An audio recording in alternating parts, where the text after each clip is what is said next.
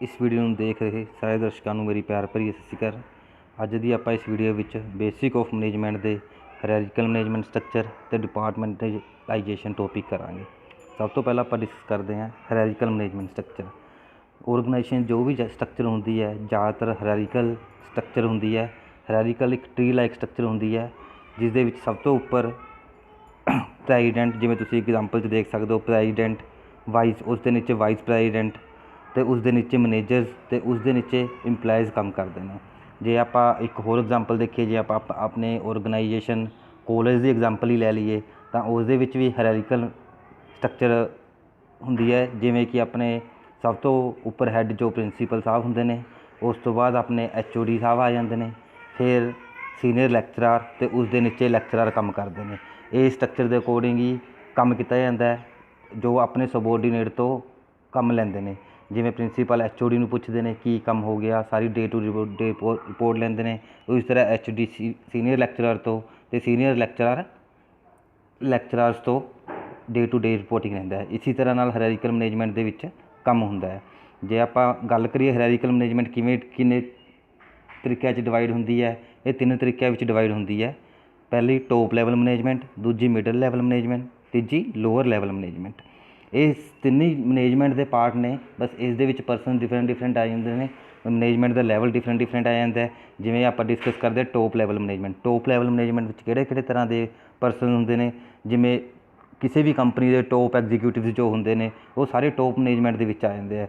जिमें CEO होंगे chief executive officer, CFO chief financial officer, COO chief operating officer. ये सारे ऑफिसर्स बिल्कुल टॉप लैवल की मैनेजमेंट के आ जाते हैं। इन्हों का काम की होंगे, जोड़े अपने इस तो निचले लैवल की मैनेजमेंट होंगे उन्होंने गाइडेंस प्रोवाइड करना, पॉलिसीज़ मेकिंग, पॉलिसीज़ बनाना। जे आप कुछ इस पॉइंट लिखे उन्होंने पढ़ांगे तो पता लगूगा। जिमें सब तो पहला है कि it prepares plan and policies for the enterprise, कि प्लैन तो पॉलिसीज़ बनाते हैं। Appoint executive for the middle level departmental manager, कि जोड़े मिडल लैवल के मैनेजर्स होंगे ने उन्होंने अपॉइंट करते हैं, उन्होंने कंट्रोल करते हैं, उन्होंने एक्टिविटीज़ कोऑर्डिनेट करते हैं सारे डिपार्टमेंट्स की। आउटसाइड पब्लिक नाल कंटैक्ट करते हैं, क्लाइंट्स नाल कंटैक्ट करते हैं, गाइडलाइनस ते डायरैक्शन प्रोवाइड करते हैं, तो एंटरप्राइज़ का गोल डिसाइड करते हैं, उन्होंने ऑब्जैक्टिव दसते हैं कि एंटरप्राइज़ का अल्टीमेट गोल की है। इस तो बाद अपने को आ जाती है middle level management. Middle level management top level के नीचे काम करती है। इन्हां मैनेजर के मिडल मैनेजर के मैनेजर्स आ जाते हैं, जिमें general manager, plant manager, regional manager, divisional manager. ये सारे मिडल लैवल मैनेजमेंट के काम करते हैं। इन्हां दा मेन काम की होंदा है, जिमें यह control and coordinate the functions of their department. आपके डिपार्टमेंट के फंक्शनस को कंट्रोल करते हैं, उन्होंने कोऑर्डिनेट करते हैं, आपस तालमेल बिठाते हैं, गाइडेंस ते डायरैक्शन प्रोवाइड करते हैं। लोअर लैवल जी इन्हों तो निचले मैनेजर लैवल होंगी है उन्होंने डायरैक्शन प्रोवाइड करते हैं की काम करना है। ਜਿਹੜੀਆਂ टॉप लैवल द्वारा पॉलिसीज़ बनाई ਜਾਂਦੀਆਂ ने उन्होंने एक्सप्लेन करते हैं, उन्होंने समझते हैं कि उन्होंने काम किया जाना चाहिए, कि उन्हों का गोल है। ये सारे मैसेज ये लोअर लैवल मैनेजमेंट को प्रोवाइड करते हैं। परफॉर्मेंस वैल्यू करते हैं जूनीयर मैनेजर की, तो जो ऑर्गेनाइजेशन के प्लैन ने उन्होंने एग्जीक्यूट करते हैं कि किस टाइम फ्रेम पर की चीज़ होनी चाहिए है, किस टाइम फ्रेम पर की चीज़ होनी चाहिए है। ठीक है, ट्रेनिंग प्रोवाइड करते हैं लोअर लैवल मैनेजमेंट में। ये सारे काम अपने मिडल लैवल मैनेजमेंट के आ जाते हैं। इस तो बाद सब तो नीचे जो मैनेजमेंट होंगी है वो आप लोअर लैवल मैनेजमेंट होंगी है, उन्होंने आप फस्ट लाइन मैनेजर्स भी बोल दें या सुपरवाइजर्स भी बोल दें।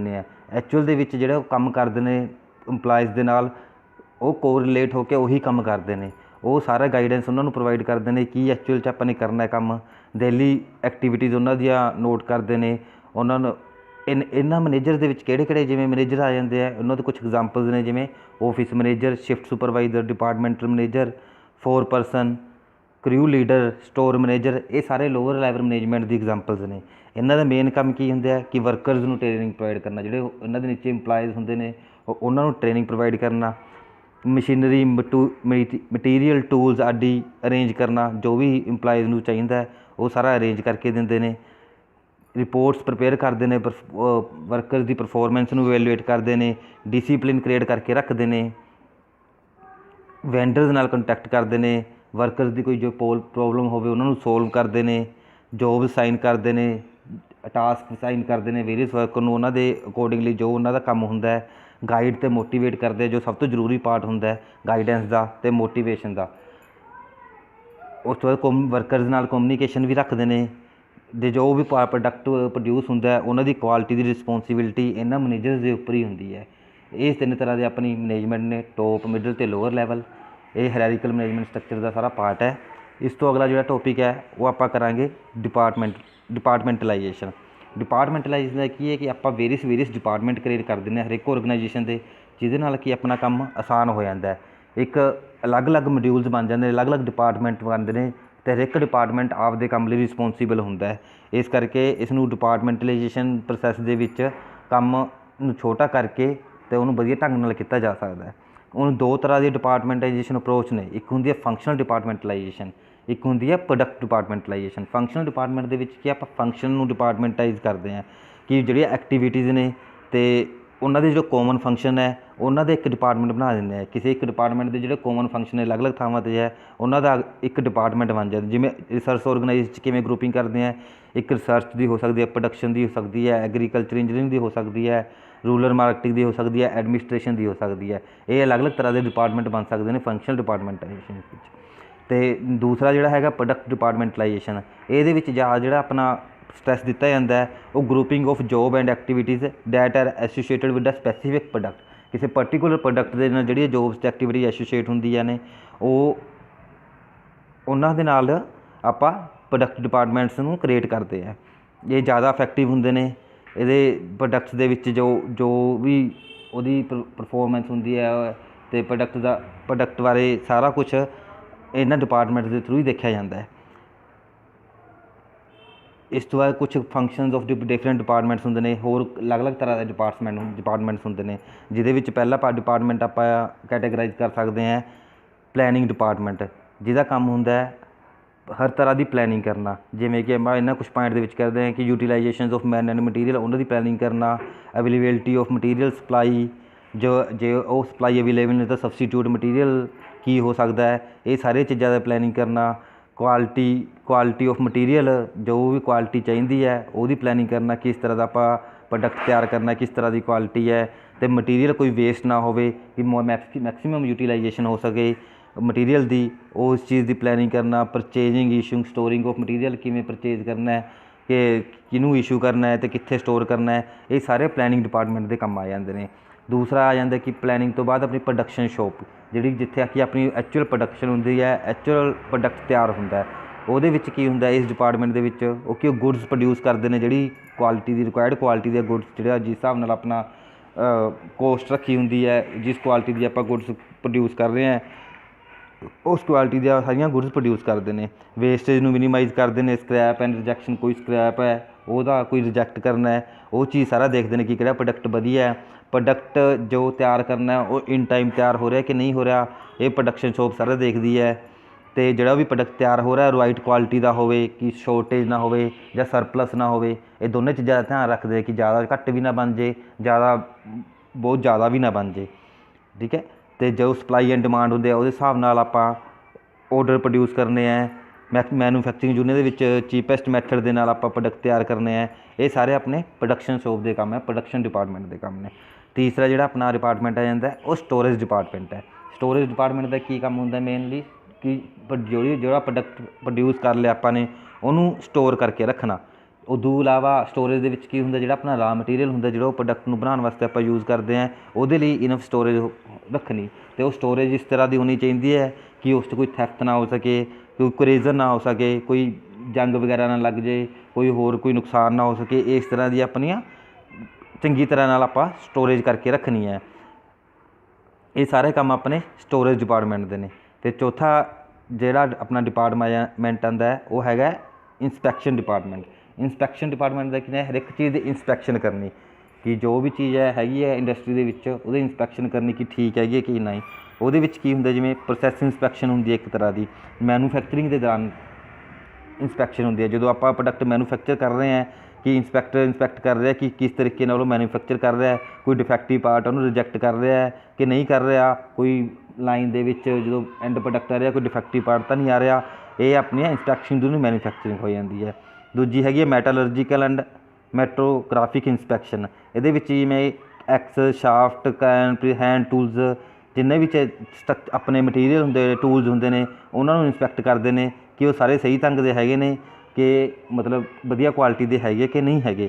ਫਿਰ ਜਦੋਂ ਫਿਨਿਸ਼ਡ ਪਾਰਟ ਇੰਸਪੈਕਸ਼ਨ, ਆਪਣੀ ਫਿਨਿਸ਼ਡ ਪਾਰਟ ਇੰਸਪੈਕਸ਼ਨ ਦੇ ਵਿੱਚ ਕੀ ਕਰਦੇ ਆਪਾਂ, ਜਦੋਂ ਆਪਣੇ ਪਾਰਟ ਸਾਰੇ ਬਣ ਜਾਂਦਾ ਉਸ ਤੋਂ ਬਾਅਦ ਦੇਖਦੇ ਕਿ ਪ੍ਰੋਡਕਟ ਬਿਲਕੁਲ ਸਹੀ ਹੈ, ਕੋਈ ਡਿਫੈਕਟਿਵ ਤਾਂ ਨਹੀਂ ਹੈਗਾ, ਅਤੇ ਪੈਕੇਜ ਤੋਂ ਪਹਿਲਾਂ ਉਹਨਾਂ ਸਾਰਿਆਂ ਨੂੰ ਰਿਮੂਵ ਕਰਨਾ ਡਿਫੈਕਟਿਵ ਪਾਰਟ ਨੂੰ। ਫਿਰ ਟੋਟਲ ਇੰਸਪੈਕਸ਼ਨ ਕਰਦੇ ਨੇ ਕਿ ਉਸ ਤੋਂ ਬਾਅਦ ਸਾਰੇ ਟੂਲਸ, ਕਟਿੰਗ ਟੂਲਸ ਜਿਹੜੇ ਹੈਗੇ ਨੇ, ਪਰਫੋਰਮੈਂਸ ਟੈਸਟਿੰਗ ਕਰਦੇ ਨੇ ਸਾਰੇ ਦੀ। ਇਹ ਸਾਰੀ ਟੋਟਲ ਇੰਸਪੈਕਸ਼ਨ ਜਾਂਦੀ ਹੈ। ਮਤਲਬ ਇੰਸਪੈਕਸ਼ਨ ਦੇ ਵਿੱਚ ਤੁਸੀਂ ਹਰ ਤਰ੍ਹਾਂ ਦੀ ਇੰਸਪੈਕਸ਼ਨ ਲਿਖੋਗੇ ਥਰੂ। ਜਦੋਂ ਰਾ ਮਟੀਰੀਅਲ ਆ ਜਾਂਦਾ ਉਦੋਂ ਤਾਂ ਮੈਨੂਫੈਕਚਰਿੰਗ ਹੁੰਦੀ ਹੈ, ਪ੍ਰੋਡਕਟ ਫਿਨਿਸ਼ ਹੋ ਜਾਂਦਾ, ਅਤੇ ਹਰ ਇੱਕ ਟੂਲ ਵਗੈਰਾ ਦੀ ਸਾਰੀ ਇੰਸਪੈਕਸ਼ਨ ਇਹ ਇੰਸਪੈਕਸ਼ਨ ਡਿਪਾਰਟਮੈਂਟ ਕਰਦਾ। ਅਤੇ ਫਿਫਥ ਆਪਣਾ ਜਿਹੜਾ ਆ ਜਾਂਦਾ ਸੇਲਸ ਡਿਪਾਰਟਮੈਂਟ।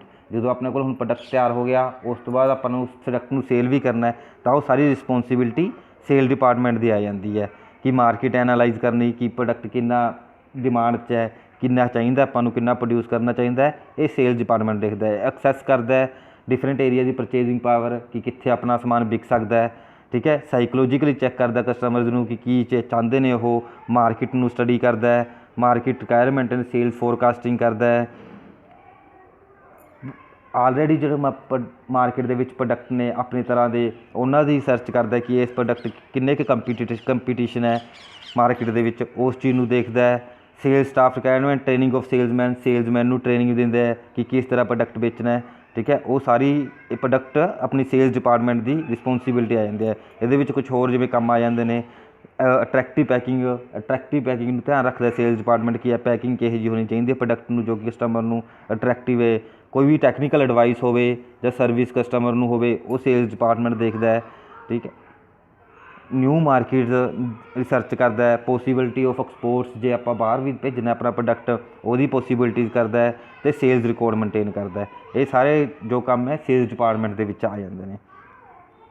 ਇਸ ਤੋਂ ਬਾਅਦ ਜੋ ਆਪਣਾ ਟੋਪਿਕ ਹੈ ਉਹ ਹੈਗਾ ਲਾਸਟ, ਕਿ ਐਡਵਾਂਟੇਜ ਆਫ ਡਿਪਾਰਟਮੈਂਟਲਾਈਜੇਸ਼ਨ, ਕਿ ਐਡਵਾਂਟੇਜ ਕੀ ਨੇ ਡਿਪਾਰਟਮੈਂਟ ਕੀ, ਜੋ ਆਪਾਂ ਡਿਪਾਰਟਮੈਂਟਸ ਕ੍ਰੀਏਟ ਕਰਤੇ ਉਹਦੀਆਂ ਐਡਵਾਂਟੇਜ ਕੀ ਨੇ। ਸਭ ਤੋਂ ਪਹਿਲਾਂ ਜਿਵੇਂ ਐਡਵਾਂਟੇਜ ਆ ਜਾਂਦੀ ਹੈ ਸਪੈਸ਼ਲਾਈਜੇਸ਼ਨ, ਕਿ ਡਿਪਾਰਟਮੈਂਟ ਦੇ ਵਿੱਚ ਜਦੋਂ ਆਪਾਂ ਡਿਪਾਰਟਮੈਂਟ ਕਿ ਹਰ ਇੱਕ ਬੰਦਾ ਡਿਫਰੈਂਟ ਡਿਪਾਰਟਮੈਂਟ ਦੇ ਵਿੱਚ ਪਰਫੋਰਮ ਕਰਦਾ ਹੈ। ਜਿਵੇਂ ਮਾਰਕੀਟ ਡਿਪਾਰਟਮੈਂਟ ਹੈ ਤਾਂ ਉਹਦੇ ਮਾਰਕੀਟਿੰਗ ਵਾਲੇ ਬੰਦੇ ਸਪੈਸ਼ਲਾਈਜ਼ਡ ਬੰਦੇ ਹੁੰਦੇ ਨੇ, ਅਤੇ ਸਾਰਾ ਕੁਛ ਉਹਨਾਂ ਨੂੰ ਪਤਾ ਹੁੰਦਾ ਉਸ ਚੀਜ਼ ਦੇ ਬਾਰੇ, ਤਾਂ ਸਪੈਸ਼ਲਾਈਜੇਸ਼ਨ ਹੋ ਜਾਂਦੀ ਹੈ ਇਹਦੇ ਨਾਲ ਇੱਕ। ਫਿਰ ਫੈਸਿਲਿਟਿੰਗ ਫਿਕਸਿੰਗ ਰਿਸਪੋਂਸੀਬਿਲਿਟੀ, ਕਿ ਰਿਸਪੋਂਸੀਬਿਲਿਟੀ ਫਿਕਸ ਹੋ ਜਾਂਦੀ ਹੈ। ਜਿਵੇਂ ਕਿ ਜੇ ਕੋਈ ਸੇਲਸ ਡਿਪਾਰਟਮੈਂਟ ਦਾ ਕੰਮ ਹੈ ਤਾਂ ਉਹਦੀ ਸੇਲਸ ਦੀ ਸਾਰੀ ਰਿਸਪੋਂਸੀਬਿਲਿਟੀ ਸੇਲਸ ਡਿਪਾਰਟਮੈਂਟ ਉੱਤੇ ਹੋ ਜਾਂਦੀ ਹੈ। ਜੇ ਕੋਈ ਮਿਸਟੇਕ ਹੁੰਦੀ ਹੈ ਤਾਂ ਉਸ ਦੀ ਰਿਸਪੋਂਸੀਬਿਲਿਟੀ ਵੀ ਉਸੇ ਡਿਪਾਰਟਮੈਂਟ 'ਤੇ, ਸੇਲਸ ਡਿਪਾਰਟਮੈਂਟ 'ਤੇ ਆਊਗੀ। ਇਸ ਕਰਕੇ ਆਪਣੀ ਰਿਸਪੋਂਸੀਬਿਲਿਟੀਜ਼ ਫਿਕਸ ਹੋ ਜਾਂਦੀ ਹੈ, ਜਿਸ ਦੇ ਨਾਲ ਕਿ ਵਧੀਆ ਆਊਟਪੁੱਟ ਨਿਕਲਦੀ ਹੈ ਆਪਣੀ। ਫਿਰ ਤੀਸਰਾ ਆ ਜਾਂਦਾ ਪਰਫੋਰਮੈਂਸ ਅਪਰੇਜ਼ਲ, ਕਿ ਜਿਵੇਂ ਜਿਵੇਂ ਆਪਣੇ ਡਿਪਾਰਟਮੈਂਟਸ ਹੁੰਦੇ ਨੇ, ਹਰੇਕ ਡਿਪਾਰਟਮੈਂਟ ਦੇ ਵਿੱਚ ਉਹਨਾਂ ਦੀ ਪਰਫੋਰਮੈਂਸ ਨੂੰ ਵੇਲੇ ਕੀਤਾ ਜਾਂਦਾ, ਤਾਂ ਆਪਣੇ ਨਾਲ ਦੇ ਕੋਲੀਗਸ ਨਾਲ ਉਹ ਕੰਪੀਟੀਸ਼ਨ ਹੁੰਦਾ, ਜਿਸ ਦੇ ਨਾਲ ਉਹ ਵੱਧ ਤੋਂ ਵੱਧ ਪਰਫੋਰਮ ਕਰਦੇ ਨੇ। ਇਹ ਇੱਕ ਫਾਇਦਾ ਹੋ ਜਾਂਦਾ।